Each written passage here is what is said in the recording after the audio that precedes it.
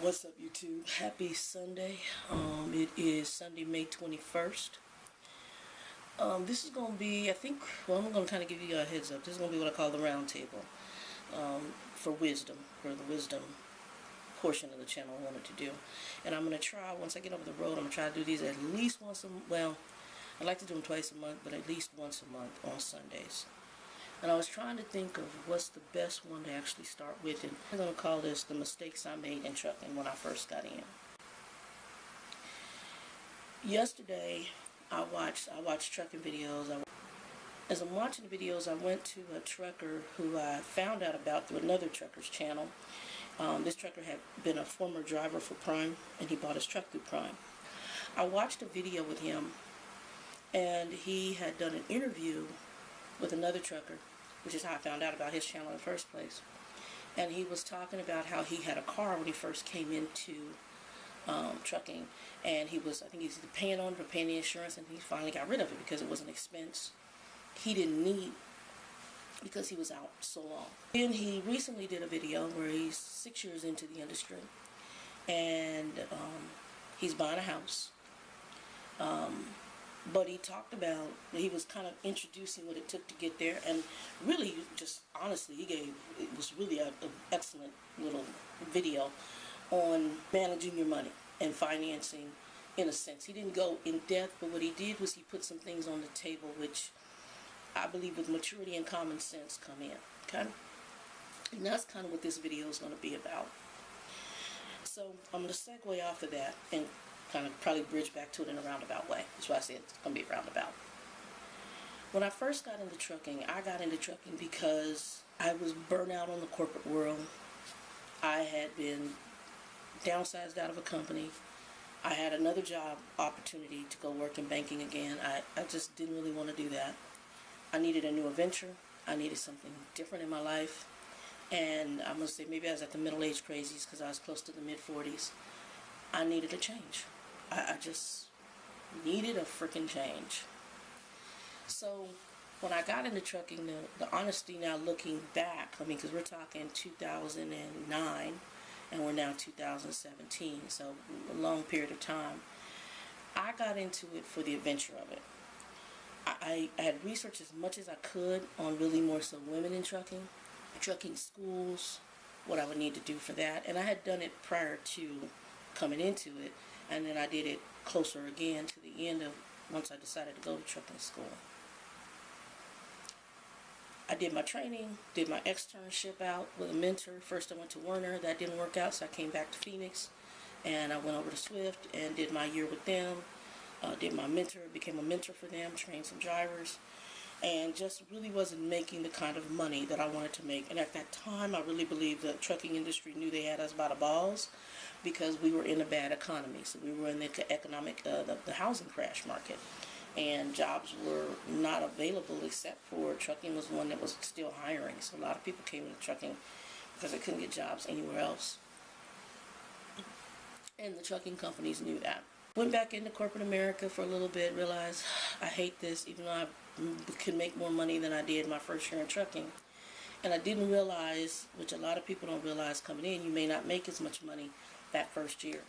It's that second and third year that the money starts coming in and matching what you can make in some of the corporate jobs or things like that. But you got to get through that first year. The first year is your hard knocks, your mistakes, everything else. Just your biggest thing is try not to have any big accidents and incidents on your record. That's just huge.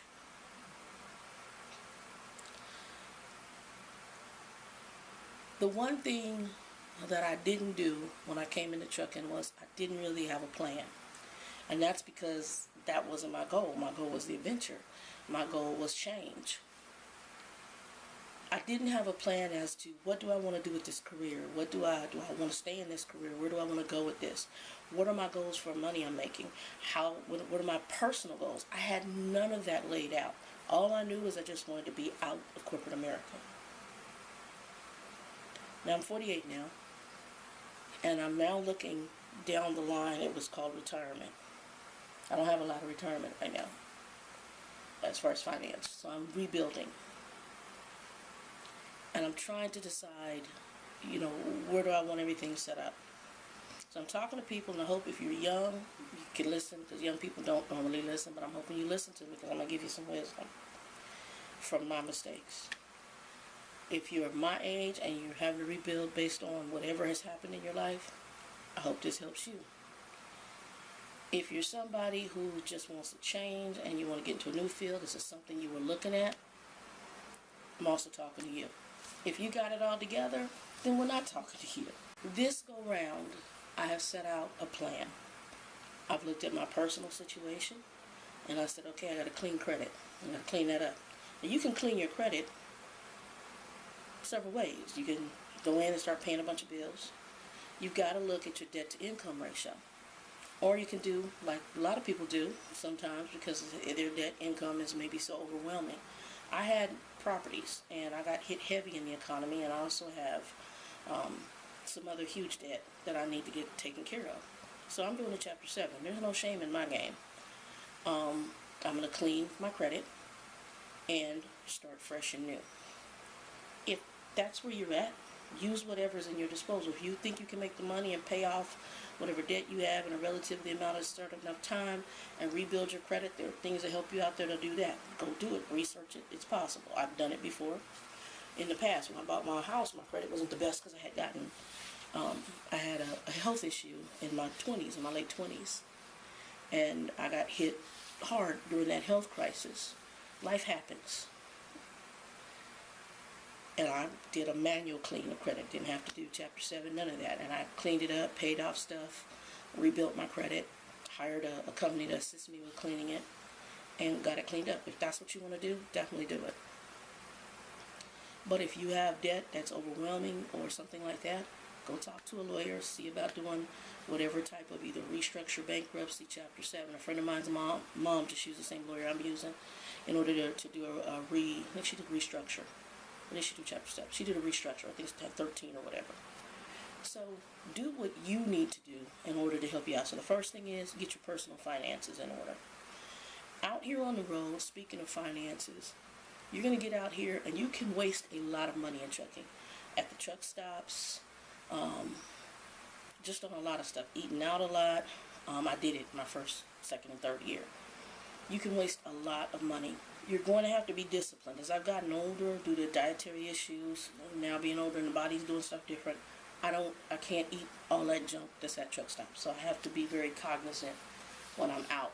The first little young lady I was with, she wanted to go to all these, she was like a kid. She's 20-some years old and loves all the fast food you could eat. I'm not a huge fast food person. You have to be cognizant of your money out here. And so you can prepare your meals on the truck. That's one of the reasons I want to get my own truck, because a lot of the big trucking companies aren't going to put refrigerators on these trucks for you. And you can put a microwave on there, but they don't even want you to idle the truck, so you can't even really, or put an APU on the truck, so you can't really run a microwave like you would need to cook something. I mean, some of them don't even have inverters on there where you can plug a microwave in. You really want to make sure that you have some sort of way of preparing your meals on the truck to keep you out of the truck stops and spending a lot of money. Also, going in and getting a whole bunch of stuff for your truck. There's really, if you're a company driver, stick with the bare bones basics. Coolers, paper plates, water, and stick with that. You're going to just do your little Walmart shopping, and you're going to be doing sandwiches and things like that. I know sandwiches can get older after a while, so sandwiches, salads, you're going to have to find unique ways to do spins on stuff. Instead of buying stuff at the truck stop, order through Amazon Prime, Walmart, and you save money that way. What I found was that I was using a lot of my finances in the wrong way. Once you get finances and you're getting your checks with trucking companies are not, in most cases, going to be consistent. So one week you might make 1,000, next week you might make 500. Next week after that you might make 2,000. Next week after that you make 500 or 600. So it's an inconsistent paycheck. That's why you really want to hold on to your money. Now, one of the other things that a lot of people did, I did not, because I listened to my trucking school instructor.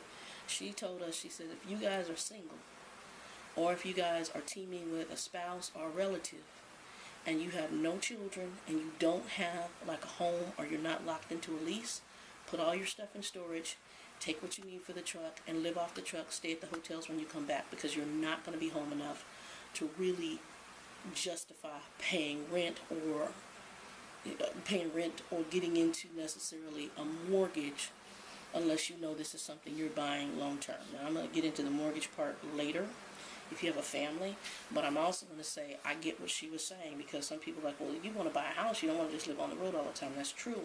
But what she was really saying is if you can stack your money, you can pay your house cash. That's what she's saying. Or you can put a big enough payment down to where your monthly payment is so minuscule, it's not really impacting you as you're driving over the road. Because again, what did I tell you? It's inconsistent. What I've done this go round is I've made a plan. Get my personal finances in order by doing the Chapter 7. I'll probably get a small used car initially, and that's just something here for locally when I come into town. From there, I'm buying property. And the property I'm paying for cash. What I've decided to do is I've looked, because I'm here in Arizona. In Arizona, I love my state. There's nothing really wrong with Arizona. But the cost of our property is very, very high. There are small towns in Texas that they were dying, and people are now going and buying up lots of land and putting up their homes or homesteading. And that's what I'm doing, because at my age, I'm looking to set myself up for retirement. I'm going to talk to my young people. And this is something that was brought up yesterday. In my youth, I did like a lot of people do. And a lot of people in America got caught up in the American dreams. That's really part of why we were so deceived by the banks. Because we were so focused on trying to be like the next man. Have the fat house, have the fat car, make our place showy so that we could impress other people. And that is the biggest mistake you can make. And that's the young man I watched yesterday. He had talked about that in his previous video when he talked about getting rid of his car. He said most of us don't get cars in order to get something that we want or that we need. We get cars in order to impress other people. This is true, and I'm going to get to that in a minute. Even when we buy our houses, we buy the houses to get the house to compare to other people or to be like somebody else, or do all these things and be like MTV Cribs as much as we can within our financial realm. We try to be like the next man. My goal is not to be like anybody else. Not my goal anymore. My goal is to set myself up for retirement, be happy, and get what I like. Okay? I'm going to challenge you if you're young, because I see it still in young people. I've got young people around me, and they see the big houses, and I wish I could have this big house. Why? You're not married, you have no kids. Well, why do you need something that large? And I can't explain it to them, because I'm like, do you want to clean that? Do you want to maintain that? Do you know what it's going to cost to maintain the air conditioning bill? Do you know what it's going to cost on property tax? Do you know what it's going to cost on your HOA? Do you know what the costs are involved in? And it's going to be substantially more. And that money you could have for other things. You could have for your retirement. You could have for trips. You could have to enjoy life.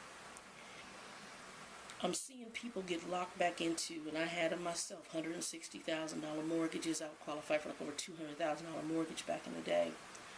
And they get caught up in all these loans and all this money and all this credit. If you can do cash, keep the government out of your business. When you go home, it's yours. You know the dirt is yours. You know the house is yours. And you can stack your money for other things. So later on, when you get to a point, I was listening to this young man, he said, hey, I was able to take like a week off and take a trip and enjoy my life. That's where you want to get to, because he began to manage and look at life through the right set of glasses. He hit something. He said, we get one shot. And I'm not saying I'm Christian, so I do believe there is an afterlife. But in this plane of existence, we get one shot in this plane of existence. And we have to be wise in this God-given life that we have as to what we do with the things that God has allowed us to acquire. And one of them is money. We have to be wise in how we spend it, how we invest it, where we donate it. And we do need to give. You need to give and donate and bless other people. If you're just greedy and you're going to hoard your stuff, not good. Bites you in the butt long term. I know it does. I've made a decision. I've made a decision to use wisdom in how I'm setting up my prayerful future. I don't know what, God willing, whatever my season is on this planet. And what I'm challenging you to do is when you sit down and you look at coming into this industry, or if you're already into this industry, use wisdom on what you're doing with the money you make. If you're single, and I'm going to tell you it's not easy, you're going to be home 1 or 2 days, maybe every other month. Honestly, I would go out for 3 months and have 4 days off. And I would go stay with a family member, stay at a hotel, or stay with friends. That's what I did. But I didn't save as much money because I was eating at the truck stops, eating at restaurants, spending money in the truck stops on bullcrap. I am a big baseball cap person, so I will probably buy baseball caps. I have a huge collection of baseball caps. Use wisdom with your money, people. If you're single, put your stuff in storage. Well, I pay my rent was $1,200 a month. Well, I'm going to pay $1,200 a month. Sorry, I got a gnat in here. $1,200 a month for an apartment that I can't even stay at. I'm there, 3 days out of a month, or maybe once a month? And when you look at that in the grand scheme of things, I'm wasting money. Money that can be put away for taking care of other things or preparing for something else. Also, if you're living in a state, that's another one. I was listening to one guy, I think he's in New York, and he was seeing how much his rent was, and not for a nice place. And you're living in a state, and he's smart, he's leaving, he's going somewhere else. You're living in a state where your rent and trying to buy a home is exorbitant. This is America. And if you're coming in this industry, you can live in virtually any state in the country. You can live wherever you want. Research out other areas to live that are financially economical, give you kind of what you're looking for in a community. I'm older, so I'm just looking for something laid back now. I don't have to have the city life. I don't have to have big city life. I just need somewhere comfortable. I need somewhere where I'm not getting knocked in the head and where it's peaceful. I want a garden. I want to be able to barbecue, and I want peace in my Middle East, so to speak. And that's what I'm looking for. I'm setting myself up for retirement, so I'm looking for inexpensive land. I'm looking for a decent community.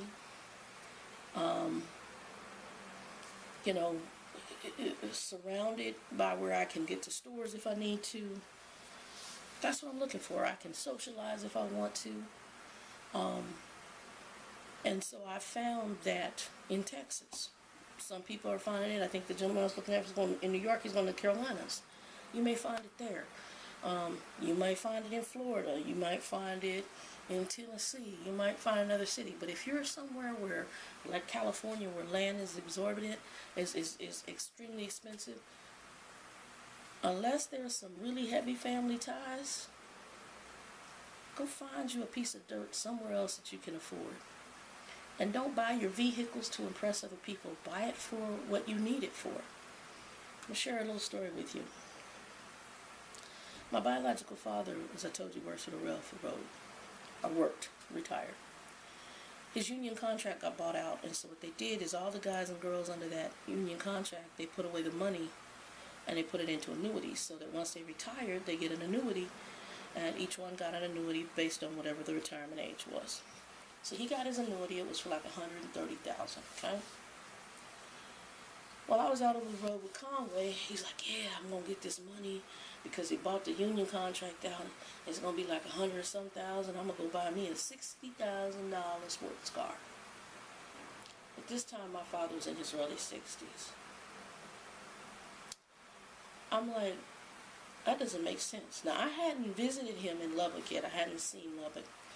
And when I got to visit him in Lubbock, he was living in this little efficiency apartment, 1 bedroom, utilities included. It was, I'm going to be honest, it was ghetto as hell, raggedy. He's under slumlord management. And the little beater car that I brought back here that fell apart, which is why I don't have a car right now. I just was not going to go and get a loan. I'm going to pay cash for a car. They had busted the window on the rear view mirror, busted his window on the car. The stairs were barely working. They went up to the apartment. There were holes in some of the windows. I mean, this was a ghetto place. And he wanted to take $130,000 and buy a sports car.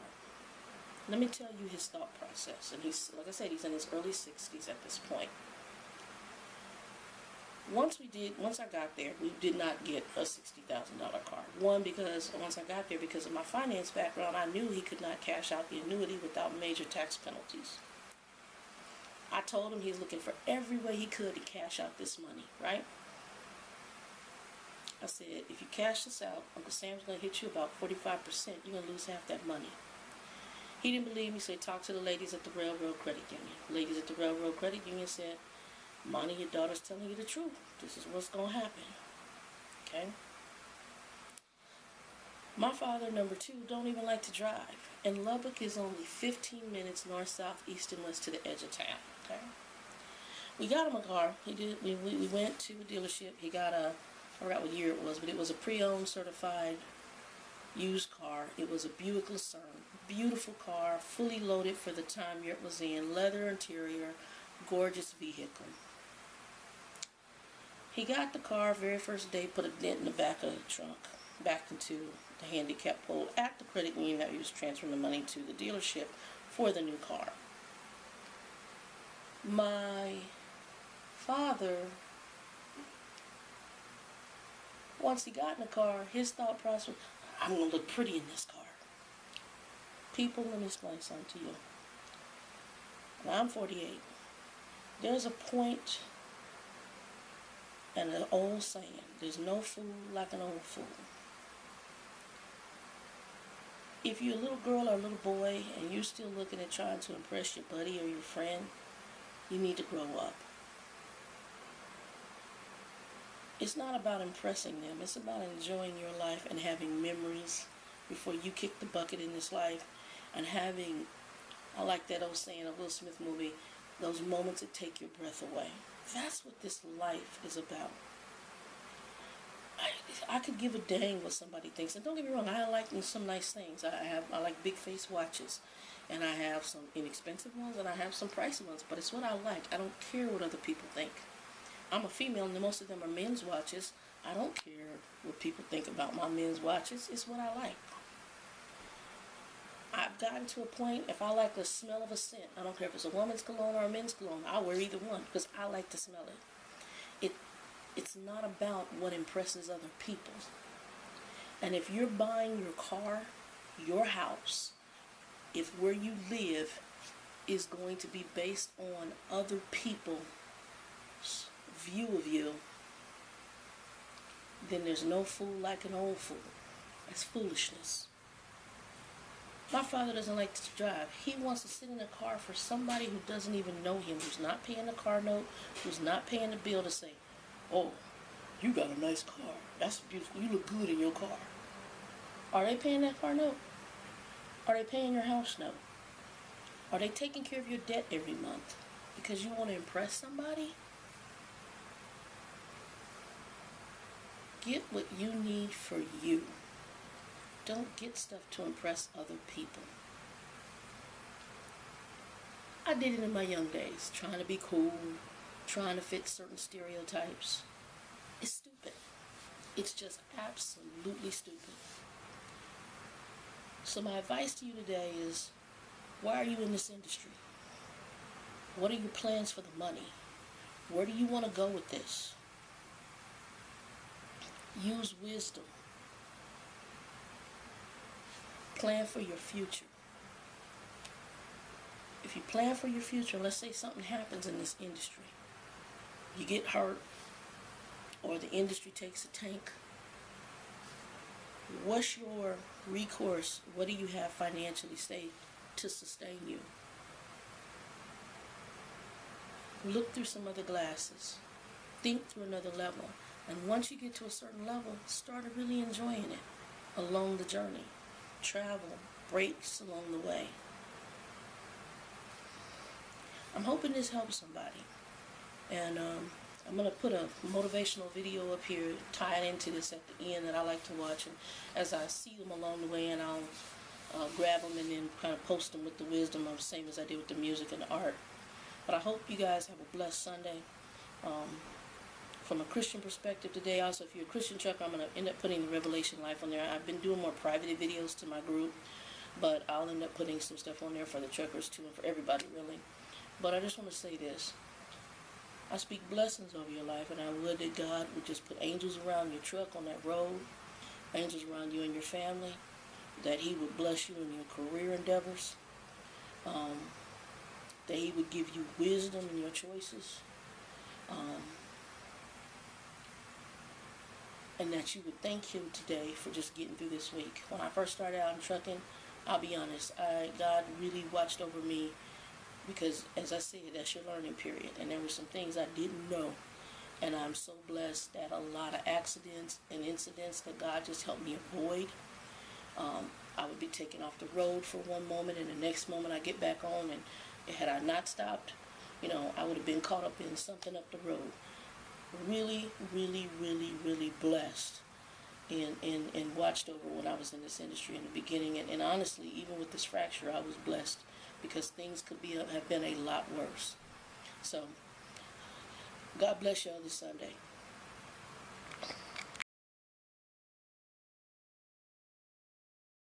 A university professor started off his class by picking out of his back pocket a £20 note. And in this lecture hall of about 200 people, he asked, how many of you would like this note? Naturally, all 200 hands went up. He said, interesting. He then said, before I let you have it, let me ask you this question. He took the note and folded it in half twice. And then he said, how many of you want this note? Still, 200 hands went up. Now he said, let me try something else. He took the note and he crumpled it. He said, how many of you want this note now? Still, 200 hands went up. Finally, he chucked the note on the floor. He screwed it with his shoe and crumpled it even more, picked it back up, now with dirt, and said, how many of you want this note? All 200 hands were still up. He said, today you've learnt an important lesson. No matter how much I crumpled that note, how much I scrunched it up, how many times it was trodden on, you still wanted it because it was still worth £20. In the same way that that £20 note held its value, so do you. No matter how many times life will tread on you, life will crumple you, life will scrunch you, and life will squeeze you, you will always keep your value, that spark within us all of bliss, knowledge, and eternity that exists. That spark will never be taken away. Our value is not created by the price of our clothes or our bank balance or the job title that we have. See, we should be building life and not just building our CVs. In the middle of 2009, he was the software engineer that no one wanted to hire. He had 12 years of experience at Yahoo, but he was rejected by Facebook and then rejected by Twitter. He'd been to a great university. He had a great CV. But he decided to team up with one of his alumni members at Yahoo and started to create an app and focus on the startup space. In 5 years' time, he sold that app for $19 billion to Facebook. Believe it or not, that was Brian Acton, the co-founder of WhatsApp. When he was rejected from Facebook, he said it was a great opportunity to connect with some fantastic people. I look forward to life's next adventure. When he was rejected by Twitter, he responded by saying, worked out, it was quite a long commute. It's so interesting to see that someone rejected from two of the top internet companies actually responded with humor and actually responded with positivity. This lady was diagnosed with clinical depression. Her marriage had failed and she was jobless with a dependent child. She was on a 4-hour delayed train journey from Manchester to London when she came up with this idea, and she started to write this book about this wizard. And as she started writing, she then finished her manuscript, took it to 12 publishers and was rejected by all 12. Believe it or not, that's J.K. Rowling.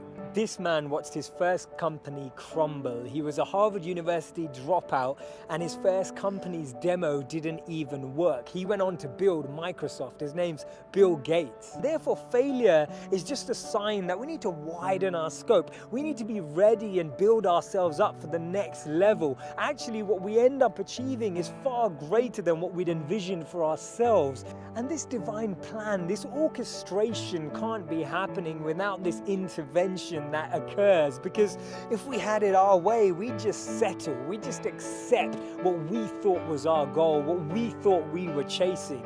But actually, I've noticed that when you don't get that, later down the line, you look back and you reflect and realize that what you've gained is so much greater. Failures are only failures when we don't learn from them, because when we learn from them, they become lessons, and we actually extrapolate all of these teachings and actually get more insight into how we can improve the way we work and how we can actually drive with a different energy. The challenge we have is that we only talk about people's failures when they succeed, and that's why they become this taboo, or we feel like their failures never happened. We need to share these stories earlier. We need to bring out these stories and experiences on the journey so that people who are on the journey can actually follow in those footsteps. And that's why Steve Jobs said you can't connect the dots moving forward. You only can when you're looking backwards.